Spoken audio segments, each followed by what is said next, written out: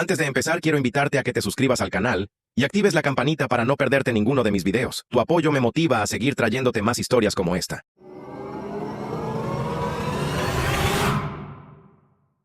Sentí el miedo antes incluso de escuchar el primer ruido. No fue un sobresalto repentino, sino una sensación lenta. Como una sombra que se desliza desde la esquina del cuarto hasta cubrirlo todo. Esa noche, la oscuridad de mi casa se sentía distinta, más pesada, casi espesa. Como si el aire se hubiera vuelto más denso de un momento a otro. Me acosté en mi cama, en la misma habitación donde había dormido años atrás, junto a mi esposo. Pero en lugar de sentir consuelo en esos recuerdos, sentí una inquietud que no sabía explicar. Era la noche del 3 de mayo de 1897. Tenía 43 años y, aunque mi cuerpo estaba cansado por las tareas del día, mi mente se negaba a descansar. Afuera, el pueblo de Plymouth dormía. Las calles estarían vacías, las ventanas sin luz, las chimeneas apagadas. Desde mi cama podía imaginar las otras casas alineadas en silencio. Cada una con su propia historia, sus propias penas. Pero la mía, esa noche, parecía ser la única que respiraba intranquila. La habitación estaba apenas iluminada por la luz pálida de la luna que se filtraba a través de las cortinas, dibujando sombras alargadas en el suelo y sobre los muebles. Conocía cada forma, cada mueble, cada grieta en la pared. Los había visto miles de veces. Sin embargo, esa noche, todo se me antojaba extraño, como si no fuera mi propio hogar. Cerré los ojos, intentando concentrarme en el latido de mi corazón, en el peso de las mantas sobre mi cuerpo. Pero, en lugar de calmarme, cada segundo parecía estirarse como si el tiempo se hubiera vuelto elástico. Entonces lo escuché, un golpe seco, no muy fuerte, pero lo suficiente para atravesar el silencio como una piedra lanzada a un estanque inmóvil. Abrí los ojos de inmediato. Permanecí completamente inmóvil, con los músculos tensos, tratando de convencerme de que había sido solo mi imaginación, un truco de mis nervios cansados. Contuve la respiración, esperé. El segundo golpe llegó unos instantes después. Esta vez no pude fingir que no lo había oído. Sonó como si alguien hubiera tocado con los nudillos sobre una superficie de madera, quizá el suelo, quizá una pared. No era el crujido normal de una casa vieja, acostumbrada al frío y al calor. Era algo intencional, definido, como si respondiera a una idea, a una voluntad. Sentí que un escalofrío me recorría la espalda, subiendo lentamente hasta la nuca. Debe ser alguna rama movida por el viento, me dije. O quizá un animal, un pájaro atrapado en algún rincón, un ratón dentro de las paredes. Tuve que obligarme a formular esas explicaciones, forzando a mi mente a tomar el camino de la lógica, porque el otro camino, el del miedo y lo inexplicable, se abría ante mí demasiado fácil. Me di la vuelta en la cama, tratando de encontrar una posición más cómoda. Como si el problema fuera simplemente que no lograba encontrar el lado correcto de la almohada. Coloqué una mano debajo de la cabeza, la otra sobre el pecho, sintiendo el ritmo alterado de mi corazón. El silencio volvió por unos segundos, y por un momento pensé que quizá ya había terminado, que de verdad había sido una ilusión. El tercer golpe fue distinto, más firme, más claro, más cercano. Ahí fue cuando dejé de engañarme. Me incorporé lentamente, con el corazón golpeando tan fuerte en mi pecho que me parecía que cualquier cosa en la casa podría escucharlo. Me senté en la cama, con las piernas todavía cubiertas, y afiné el oído. El cuarto entero pareció contener el aliento conmigo. El golpeteo regresó, pero no de un solo lugar. Eso fue lo peor. Hubiera preferido que fuese un punto fijo, una esquina concreta, una pared específica, algo que pudiera señalar y decir, es ahí. Pero no. Sonaba primero debajo de mí, como si algo golpeara desde el piso. Luego lo escuchaba a la derecha, luego a la izquierda. Luego más lejos, como si el sonido se desplazara, jugando a esconderse de mi comprensión. Era errático, caprichoso. Como si la casa entera se hubiera llenado de pequeños golpes que aparecían y desaparecían a su antojo. Me incliné hacia adelante, apoyando los codos sobre las rodillas, con las manos entrelazadas, intentando descifrarlo. Cerré los ojos un momento para escuchar mejor. El volumen cambiaba, en ocasiones el ruido era tan fuerte que casi me hacía dar un pequeño salto, y en otras se reducía a un murmullo apenas audible, pero nunca desaparecía del todo. Siempre había un eco, un recuerdo reciente del último golpe que me impedía relajarme por completo. Me sentía atrapada en una especie de juego cruel. Cada vez que creía que el sonido venía de un lugar, el siguiente golpe lo contradecía. Empecé a sentir que la casa se burlaba de mí, que aquello que producía el ruido estuviera disfrutando de mi incapacidad para encontrarlo. Me llevé una mano a la boca, más para controlar mi respiración que para callarla. Mi propia casa, aquella que me había dado refugio durante años, empezaba a parecerme un lugar ajeno. Y entonces, de manera abrupta, todo se detuvo. Fue como si alguien hubiera cortado un hilo invisible. Un segundo había ruido, y al siguiente no había nada. Ni un crujido, ni un susurro de viento, ni el sonido lejano de algún carro en la calle. Nada. Un silencio tan profundo que hasta el eco de los golpes parecía suspendido en el aire. Permanecí sentada en la cama,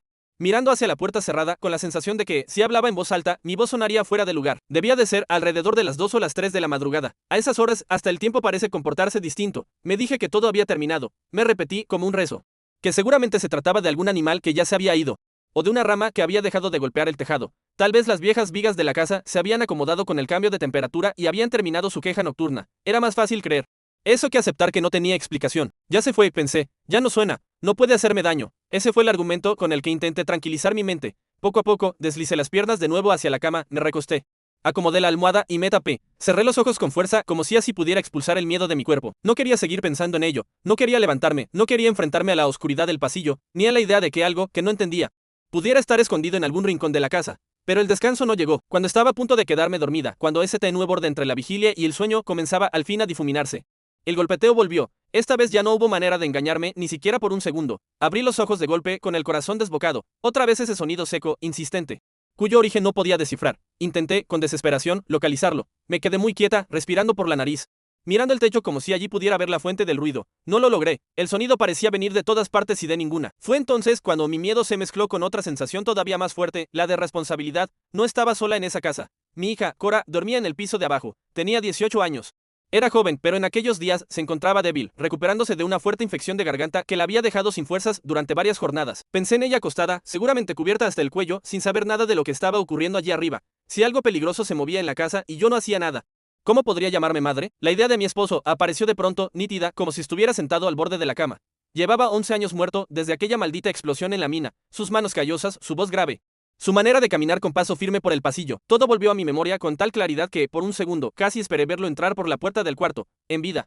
Él habría sido quien se levantara a revisar cualquier ruido extraño. Yo habría permanecido en la cama, segura, confiando en él, pero ahora estaba sola, sola para escuchar, sola para tener miedo, sola para proteger a nuestra hija. Sentí un nudo en la garganta, mezcla de tristeza y temor. El golpeteo seguía ahí, burlándose de mi indecisión. Pensé en la posibilidad de que fuera un animal que se hubiera colado en algún lugar de la casa, quizá en el sótano, quizá entre las paredes. Tal vez estaba atrapado, asustado, golpeando, tratando de salir. El miedo a lo desconocido se enfrentaba a la idea concreta de un peligro real, un animal rabioso, un intruso, un desperfecto en la estructura. No podía seguir fingiendo que no pasaba nada. Tragué saliva, respiré hondo y con un esfuerzo que me pareció más grande de lo que debiera, aparté las sábanas de nuevo. Esta vez lo hice con más decisión. Tenía miedo, sí, pero el amor por mi hija pesaba más que ese miedo. Puse los pies en el suelo, frío como si lo hubiera besado la escarcha de la madrugada, y me levanté. En el mismo instante en que mi cuerpo se irguió completamente, el golpeteo se detuvo otra vez. Aquella coincidencia ya no podía parecerme casual. Primero se detenía cuando me movía, luego volvía cuando estaba bajo las sábanas, vulnerable. Ahora apenas ponía los pies en el suelo. El silencio volvía a caer como una cortina. Sentí que la piel de mis brazos se erizaba desde las muñecas hasta los hombros. Era como si aquello, lo que fuera, supiera que yo estaba despierta, que estaba pendiente, que estaba a punto de ir en su búsqueda, y, al notar mis intenciones, se escondiera. Aún así, comencé a caminar hacia la puerta. Cada paso me parecía más pesado que el anterior. El piso crujía suavemente bajo mis pies, recordándome la antigüedad de aquella casa que había sido testigo de mi vida de esposa, de madre y de viuda. Llegué hasta la puerta, extendí la mano. Toqué el frío metal del picaporte y lo giré con cuidado. Abrí apenas un poco, lo suficiente para asomar la cabeza. El pasillo estaba completamente oscuro. Solo una finísima línea de luz venía desde la ventana más lejana, pero no iluminaba gran cosa. Me quedé inmóvil, apoyándome en el marco de la puerta. Y escuché, no había nada, ni un golpeteo, ni un crujido extraño, ni un susurro. Era como si la casa entera hubiera decidido contener el aliento al mismo tiempo que yo. Ese silencio, lejos de tranquilizarme, me pareció todavía más inquietante. Me dio la sensación de que la casa me estaba esperando, observándome desde cada rincón oscuro, desde cada viga del techo, desde cada escalón de la escalera que conducía a la planta baja. Sentí que mi valor, que ya estaba al límite, se deshacía por completo. Entonces me hablé a mí misma casi como una madre reprende a una niña asustada. Me dije que el ruido se había ido, que la casa estaba en calma, que mi hija seguramente dormía bien, ajena a todo, que levantar una alarma sin motivo sería absurdo, que, si fuera algo realmente grave, el sonido no habría cesado así. Me aferré a esa explicación como a una tabla en medio del mar. Era más cómodo creer que era yo la que exageraba que aceptar la posibilidad de que algo desconocido se escondiera en aquella oscuridad. Cerré la puerta con suavidad y retrocedí hasta la cama, casi con prisa, como si temiera que el coraje que me quedaba se agotara de un segundo a otro. Me metí bajo las sábanas. La subí hasta la barbilla y me encogí sobre mí misma. No fui a ver a Cora, a pesar de que en el fondo sabía que lo más responsable habría sido bajar, despertarla, asegurarse de que todo estaba bien. El miedo ganó esa batalla. Me limité a quedarme inmóvil, con los ojos abiertos en la oscuridad, esperando. El golpeteo no regresó. El silencio se mantuvo firme, como si, por fin, lo que fuera que había estado moviéndose en la casa hubiera decidido marcharse o quedarse completamente quieto. Poco a poco, el peso del cansancio comenzó a imponerse. Mis párpados se hicieron más pesados, mi respiración se hizo más lenta. Me dormí con el corazón aún intranquilo, con la sensación de que algo en mi vida había cambiado, sin que yo pudiera señalar exactamente qué. En aquel momento no lo sabía, pero esa noche sería solo el comienzo. Cuando por fin comprendí que aquellos golpes no venían del más allá, sino del cuerpo de mi propia hija, sentí que todo dentro de mí se desmoronaba lentamente, como una pared vieja que se resquebraja desde la base. Durante días había vivido convencida de que los muertos llamaban a nuestra puerta, de que mi esposo, enterrado desde hacía tantos años, golpeaba la casa desde el otro lado de la oscuridad para hacerse oír. Lo había imaginado atrapado entre este mundo y el siguiente, buscando mi atención a través de golpes que recorrían las paredes, el techo, el suelo. Y, sin embargo, la verdad estaba allí, tan simple y tan terrible, bajo la mesa de la cocina, en el temblor involuntario del pie de Cora, golpeando el piso una y otra vez sin que ella lo supiera. En ese instante todo se mezcló en mi pecho. Alivio, miedo, vergüenza, rabia, tristeza. Alivio porque al fin tenía una explicación que no dependía de espíritus errantes ni de condenas eternas. Miedo Porque esa explicación señalaba directamente al cuerpo de mi hija, a su salud, a su fragilidad. Vergüenza porque había permitido que el dolor del pasado me cegara tanto que llegué a pensar que mi propio esposo, aquel hombre bueno que había dado su vida en la mina, se presentaba de manera perturbadora en forma de golpes que aterrorizaban a su propia familia. Y rabia, sí, porque sentí que el miedo, ese viejo enemigo que desde la explosión nunca había terminado de marcharse, se había burlado de mí una vez más. Después de aquel descubrimiento bajo la mesa, no bastó con ver su pie moverse para tenerlo todo claro. Durante un tiempo, mi mente se resistió a abandonar la idea de lo sobrenatural. Era como si tuviera dos historias luchando dentro de mi cabeza. En una, los muertos de la mina golpeaban desde la tierra, desesperados por ser escuchados. En la otra, una enfermedad misteriosa movía las extremidades de mi hija sin que ella pudiera controlarlas. Ambas historias tenían algo en común, los golpes eran un pedido de ayuda. La diferencia era que, en una, ya era demasiado tarde, en la otra, todavía podía hacer algo. Fuimos con médicos y nos hablaron de cosas que para una mujer como yo sonaban casi como otro idioma. Palabras largas, términos que no sabría repetir con precisión, diagnósticos que parecían más hechizos que explicaciones. Nos dijeron que la infección que había tenido Cora, aquella que le había enrojecido la garganta, que la había dejado sin fuerzas y sin voz, no se había marchado del todo cuando la fiebre bajó. Nos dijeron que, en algunos casos, esa bacteria podía dejar marcas no solo en la garganta, sino en el sistema nervioso, como si hubiera tocado un cable delicado en el interior del cuerpo y lo hubiera dejado temblando, descontrolado. Cuando les conté sobre los golpes, sobre cómo el sonido parecía recorrer la casa, como a veces lo oíamos en el techo, otras veces en el sótano, vi en sus ojos una mezcla de sorpresa y comprensión. Explicaron que quienes padecen ese tipo de trastornos pueden mover brazos, piernas, manos, pies sin darse cuenta, de forma repetitiva, a veces incluso mientras duermen o creen estar completamente quietos. Nos dijeron que esos movimientos pueden ser suaves, como un pequeño tirón, o más enérgicos, como un golpe. Que la persona que lo sufre no siempre es consciente de lo que está haciendo, y sin embargo el entorno sí lo siente, sí lo oye, sí se asusta. Cada palabra de los médicos era como un clavo que fijaba una nueva realidad, aquellos golpes que habían llenado nuestra casa. Aquellos sonidos que la gente del pueblo se había apresurado a llamar señales no eran mensajes de difuntos, sino signos de una enfermedad viva, palpitante, instalada en el cuerpo de mi hija. Me costó aceptarlo, no porque prefiriera a los fantasmas, sino porque es distinto temer algo que no puedes tocar a saber que lo que te aterra se ha prendido a la carne de alguien a quien amas. Empecé a recordar con una claridad dolorosa cada noche de aquella semana de golpes. Recordé cómo me quedaba despierta en mi cama, inmóvil, sintiendo el ruido moverse por la casa. Recordé las veces en que pensé que el sonido venía del sótano, justo debajo de donde dormía Cora. Recordé la mañana en que bajé y la vi, aparentemente tranquila, con su labor de aguja entre las manos, sin sospechar que quizás su pie o su mano o su rodilla habían estado agitados en la oscuridad, golpeando sin descanso mientras yo, en el piso de arriba, creía estar escuchando a los muertos. Y, por otro lado, también la recordé a ella. La recordé en cada uno de esos instantes en que el ruido estallaba en la cocina como un trueno contenido, rompiendo la calma de la mañana o de la tarde, interrumpiendo conversaciones, pensamientos, incluso silencios compartidos. Veía su cara con una claridad dolorosa, sus ojos muy abiertos, grandes y oscuros, buscando los míos como si en mi mirada pudiera encontrar una explicación. Sus cejas se fruncían en un gesto que mezclaba miedo y desconcierto, y su respiración se volvía corta, agitada, como si cada golpe en la casa también le golpeara por dentro. Ella no estaba fingiendo miedo, no estaba representando un papel para nadie, estaba tan asustada como yo, atrapada en la misma red de sonidos inexplicables que parecían tejerse a nuestro alrededor. Se aferraba a explicaciones sencillas, casi infantiles, como quien se abraza a una tabla en medio de un mar oscuro. Hablaba de ratones en el sótano, inventando pequeñas criaturas que corrían entre las cajas haciendo ruido con sus patas diminutas. Mencionaba tuberías que vibraban, viejas y oxidadas, golpeando la madera desde dentro de las paredes como huesos que crujen al moverse. Decía que quizá era la madera de la casa, reseca por los años, acomodándose con el frío de la noche, protestando en forma de chasquidos y golpes. Jamás habría dicho, soy yo, porque, de verdad, no lo sabía. Para ella, tanto como para mí, el origen de esos golpes era un misterio que venía de fuera, nunca de su propio cuerpo. Los vecinos, los curiosos, los reporteros, todos fueron parte de aquel teatro sin quererlo, aunque algunos parecían disfrutar del espectáculo más de lo que admitían. Entraban a la casa con una mezcla de escepticismo y morbo, fingiendo a veces que no creían en nada, pero con los ojos brillando como si esperaran ver algo extraordinario. Les ofrecía asiento, les mostraba las habitaciones, los pasillos, el sótano, y ellos caminaban con pasos contenidos, atentos a cada ruido. Cuando los golpes se dejaban oír, casi de inmediato sus ojos se abrían un poco más de lo normal, sus labios se entreabrían, sus espaldas se tensaban, algunos sonreían nerviosos, otros se persignaban sin darse cuenta, otros murmuraban algo entre dientes, querían algo que pudieran contar más tarde como una anécdota que helara la sangre, una historia que los volviera protagonistas por haber estado allí donde pasó. Querían fantasmas en la casa de la viuda. Querían que la mina volviera a hablar a través de nuestras paredes, que las voces de los que murieron bajo la tierra encontraran una nueva forma de salir, no por los túneles de carbón, sino por el suelo de mi cocina, por el techo de mi dormitorio, por la escalera que cruje en las noches. Y nosotras, atrapadas en nuestro duelo y en nuestro miedo, cansadas de tantos años cargando con la ausencia de un hombre que se fue demasiado pronto, les dimos sin querer el escenario perfecto. La casa, con su historia de tragedia, se convirtió en el lugar ideal para que la imaginación colectiva hiciera el resto. Con el tiempo, cuando la verdad empezó a circular como una brisa incómoda que corre por las calles, algunos se sintieron decepcionados. Solo una enfermedad, murmuraban, como si eso fuera poco. Como si el cuerpo humano no pudiera ser tan inquietante como cualquier aparición espectral. Para ellos, que podían volver a sus casas intactas, con sus familias completas, con sus maridos vivos, cenando al otro lado de la mesa. Resultaba más fascinante la idea de espíritus ruidosos que la de una joven enferma cuyo cuerpo golpeaba el suelo sin querer, movido por algo que ni ella ni nadie había pedido. Para mí, en cambio, esa simple enfermedad era infinitamente más aterradora que cualquier fantasma porque llevaba el rostro de mi hija y se quedaba a dormir bajo mi techo. Un fantasma, al fin y al cabo, es algo que se puede intentar ahuyentar con rezos, con agua bendita, con supersticiones. Una enfermedad, en cambio, se aferra a la carne, se sienta a la mesa con nosotras, se acuesta en la cama de al lado, se manifiesta en temblores, en golpes, en cansancio, en noches en vela. No se marcha solo porque uno lo desee, ni porque deje de creer en él. Es un enemigo al que hay que mirar de frente, y esa mirada a veces duele más que cualquier historia de ultratumba. Hubo noches en que, incluso después de hablar con médicos, de ver a Cora examinada, de escuchar diagnósticos y posibles tratamientos, de entender con palabras humanas lo que nos pasaba, seguí despertando sobresaltada, convencida de haber oído un leve golpe en la oscuridad. Ese sonido mínimo, casi imperceptible, bastaba para arrancarme del sueño como si alguien me hubiera zarandeado por los hombros. Me levantaba con el corazón encogido, las manos frías, y recorría la casa en silencio, descalza, con pasos tan suaves que apenas hacían crujir el suelo.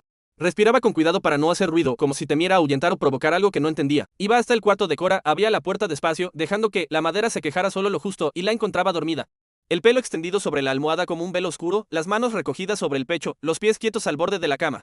A veces me acercaba tanto que podía sentir el calor de su respiración en mi mejilla. Me inclinaba para escuchar su pecho para asegurarme de que el aire entraba y salía con normalidad. En esos momentos, la casa parecía tan normal que comenzaba a preguntarme si todo había sido un mal sueño, una pesadilla compartida entre una madre y una hija demasiado marcadas por la tragedia. Pero no lo fue, ni los golpes, ni el miedo, ni la enfermedad. Todo fue real. Lo sabía por el cansancio que se me había clavado en los huesos, por las noches sin dormir, por las miradas de compasión disimulada de algunos vecinos, por la forma en que el nombre de Cora se susurraba en voz baja en el pueblo, como si fuera mejor no pronunciarlo demasiado alto. Lo sabía por la forma en que mi propia sonrisa se había ido volviendo más infrecuente, más frágil, como si fuera algo que pudiera romperse con el más mínimo ruido. Una tarde, mientras Cora descansaba en una silla junto a la ventana, con la luz del sol filtrándose a través del cristal y dibujando sombras suaves en su rostro, me senté frente a ella y la observé en silencio. Sus rasgos, que antes parecían los de una niña, tenían ahora algo de dureza, una sombra de mujer que ha conocido más dolor del que le correspondería a su edad.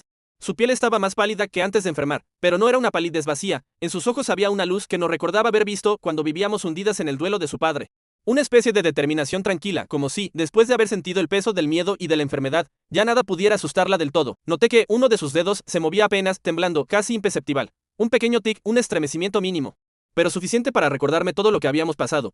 Ese pequeño movimiento, que en otra época habría llenado la casa de golpes, ahora era solo un susurro. Una especie de coricillo el de los días en que el ruido dominaba nuestras madrugadas. Me quedé mirando ese dedo tembloroso como si fuera un péndulo, marcando el tiempo de nuestra nueva vida. Una vida que ya no podía ser igual a la de antes. ¿Crees que ellos nos oyeron? Me preguntó de pronto, sin mirarme, con la vista perdida en el cielo más allá del cristal. Su voz salió baja, casi tímida, como si temiera que la respuesta pudiera dolerle. ¿Quién es? Respondí, aunque en el fondo sabía perfectamente a qué se refería. Quise darle espacio para decirlo con sus propias palabras. Como si nombrarlos los trajera un poco más cerca. Los hombres de la mina, papá. El aire pareció espesarse entre nosotras. No supe qué decir de inmediato. Había pasado tanto tiempo repitiéndome que los golpes no eran de ellos, que eran producto de su enfermedad, que por un momento sentí que regresar a esa idea del pasado era como desandar un camino doloroso que me había costado mucho recorrer. Era como volver al punto en que el dolor y la esperanza se confundían, en que era posible creer que los muertos, de alguna manera, se asomaban al mundo de los vivos para hacerse notar. Pero luego comprendí que su pregunta no buscaba fantasmas, sino algo más profundo. No quería saber si nuestro techo había crujido con manos espectrales, sino si, en algún momento de nuestras vidas, mientras llorábamos por ellos, mientras cargábamos con su ausencia día tras día, ellos, de alguna manera, habían sido escuchados. Si el sufrimiento de aquellos hombres que murieron bajo tierra había dejado alguna huella más allá de los restos de carbón y las lápidas. Si el silencio que siguió a la explosión había sido realmente silencio, sí, como nosotras, también ellos habían gritado de alguna forma. Creo, dije al fin, escogiendo cada palabra con cuidado, que los oímos desde el primer día. No con los oídos, sino con el peso que dejaron aquí. Me llevé una mano al pecho, justo en el centro, donde todavía sentía que el dolor sordo cuando pensaba en él. Su ausencia fue un golpe que nunca dejó de sonar del todo. Cora sintió lentamente. Su mirada siguió perdida en el cielo, donde las nubes avanzaban despacio, cambiando de forma sin hacer ruido. No sé si mis palabras la consolaron o la entristecieron más, pero fue en ese momento cuando entendí que aquellos golpes, los de los mineros atrapados, los de los pies de mi hija, los de mi propio corazón golpeando el pecho en las noches de miedo, eran parte de una misma historia.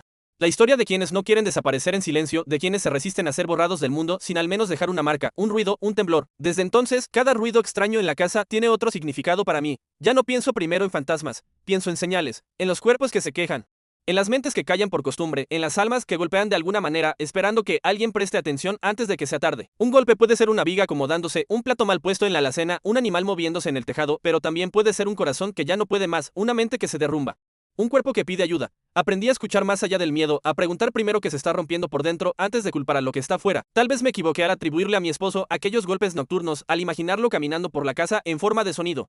Al pensar que la mina se extendía hasta nuestra cocina. Pero aprendí algo que no estoy dispuesta a olvidar. Ignorar un sonido puede ser tan peligroso como un derrumbe en la mina. Un pequeño ruido, una molestia, un síntoma pueden ser la primera piedra que se suelta antes de que todo se venga abajo. Y si una vez permití que el miedo me paralizara, no pienso permitírselo de nuevo. Ahora, cuando cae la noche y el pueblo entero parece contener el aliento. Me siento a veces en la misma mesa donde descubrí el movimiento del pie de Cora. Apoyo las manos sobre la madera y cierro los ojos. No siempre hay silencio total, a veces.